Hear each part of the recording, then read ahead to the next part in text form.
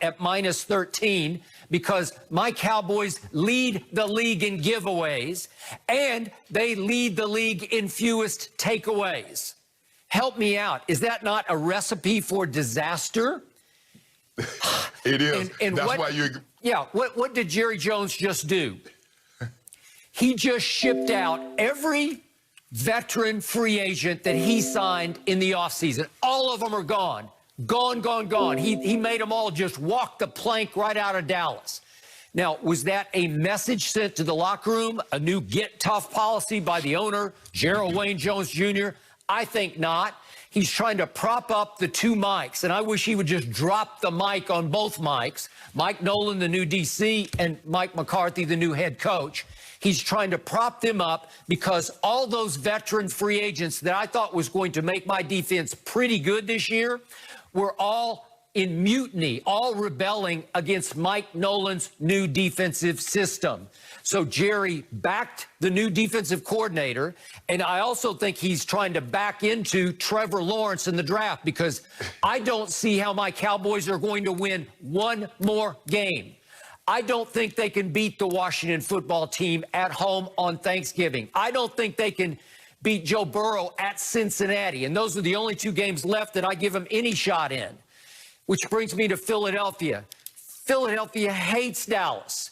And again, I have been impressed with how Philadelphia battled against Baltimore and battled to the wire against Pittsburgh and pulled out a game against the Giants that I thought they had no business winning because they will fight, they will scratch, they will claw. Walk it to him, as you call Carson Wentz. I mostly call him Wentz, as in W-I-N-C-E.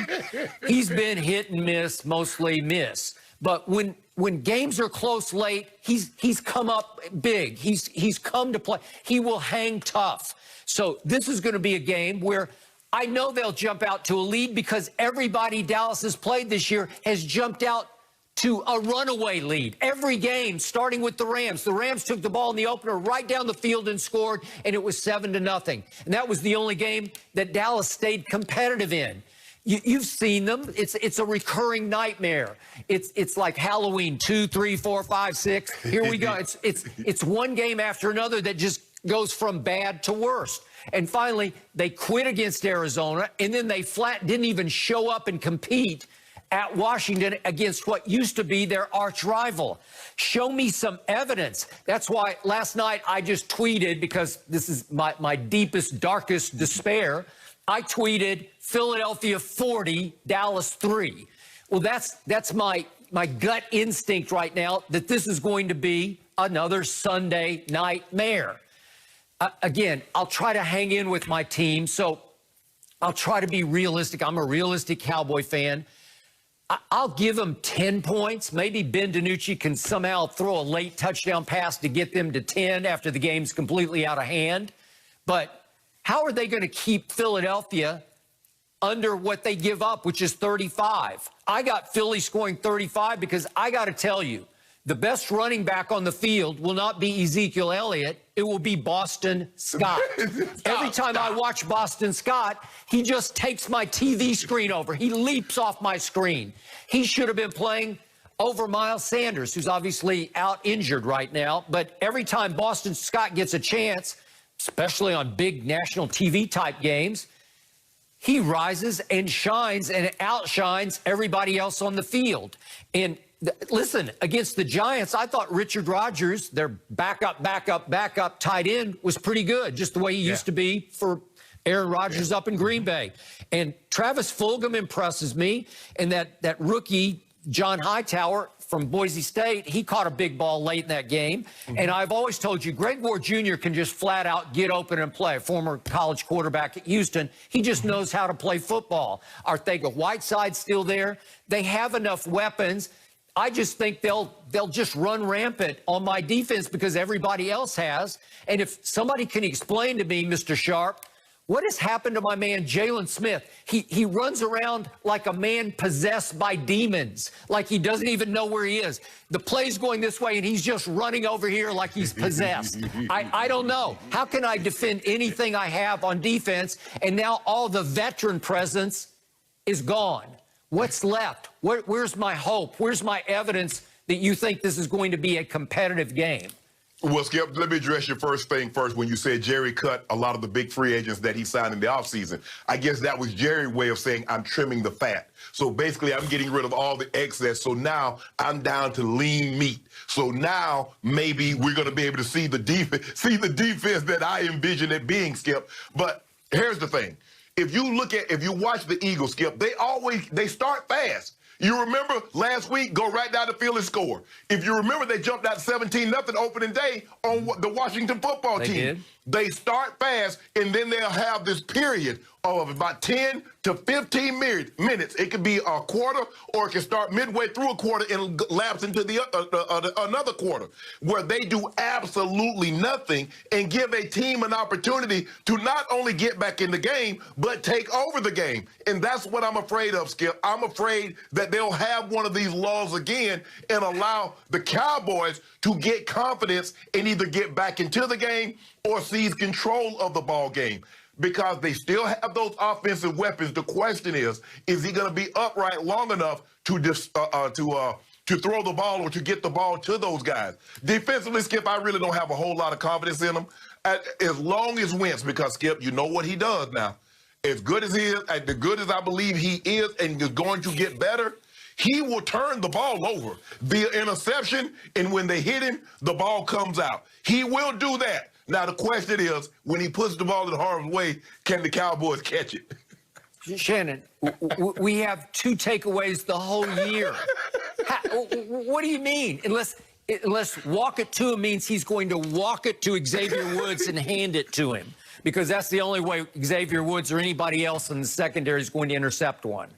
Well, you remember last year, Skip, on the Sunday night game, what happened is that the turnover happened early. D-Law came in there, got a strip, and Jalen Smith jumped on the football, and it really changed the complexion of the ball game. And then I think the next time, Goddard. They hit Goddard, and Goddard fumbled. He did. And next thing you know, it was 14-0, and the Cowboys never looked back, and the Eagles never looked up. And so that's what the Cowboys have to hope for. They have to hope that they can take the ball away and keep this game, stay in the game early. Because what we've seen, Skip, through the first 8 weeks, as you mentioned, they've fallen so far behind. They've been behind by at least 14 in 6 straight games. That is a recipe for disaster. I'd say. If they can just keep it close, because it's been a while, Skip, since they've been nip and tuck in a ball game late in the fourth quarter, where they've had the lead, a team has to catch them. Normally, they're trying to make up 16, 20 points in the fourth quarter to get back into a ball game. So, Shannon, my only tiny ray of hope, I think Zach Martin, my all-pro guard, I think he's going to play, but I don't know that for sure. He's been in concussion protocol, but he did practice, so I'm going to guess he's going to play. But you brought it up yesterday. I got 2 lousy tackles. My bookend tackles, one's an undrafted free agent rookie from Texas Tech, and the other one, once upon a time, was a first-round pick, who's Cam Irving, who's really struggling now, got cut by Kansas City. He did start 8 games for them last year, but he wasn't very good Sunday against the Washington football team. Well, how about this pass rush? One thing Philly is stout in, that front 7 will come after you. Yep.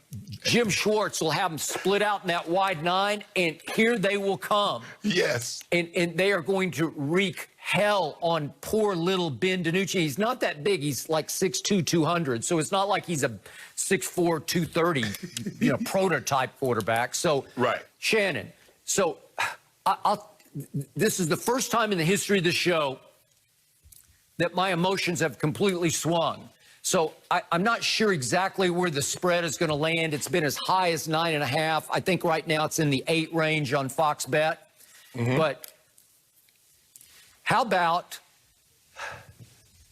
I'll take Philadelphia and I will give you the points. Will you do that? No, I don't. Why not? I will root against my team. I'll take the Eagles. You will not cover. root.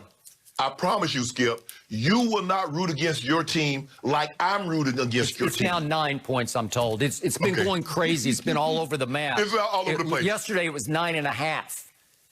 Well, what should concern you, Skip, And I know we're not talking about it, but did you see the game last night? Did you see when they cheap shot at Teddy Bridgewater? Did you see how his offensive line reacted as opposed to the Dallas Cowboys? Everybody keeps bringing it up, and I keep saying, what are you talking about? My team quit. It quit on Monday night against Arizona, and it didn't even show up at Washington. And the offensive line, you say, where were they? Well, who are they? There's one holdover from last year, Connor Williams, the left guard, who was the weakest link on what used to be a pretty good line. Well, they're all new. They're all young. There were 3 rookies in the starting lineup at Washington. What are they going to do? We want to fight Bostic? They don't even know where they are. But here's the thing, though, Skip. You might say they quit on their coach, but we can't quit on each other. Okay. That's the thing. It's just a matter of, Skip, it's just optics. Yeah, Skip, and you know you're not finna go slug no blows or anything, and they didn't throw blows last night. But you have to attack to let you know this is not tolerated. Okay, but this is unprecedented.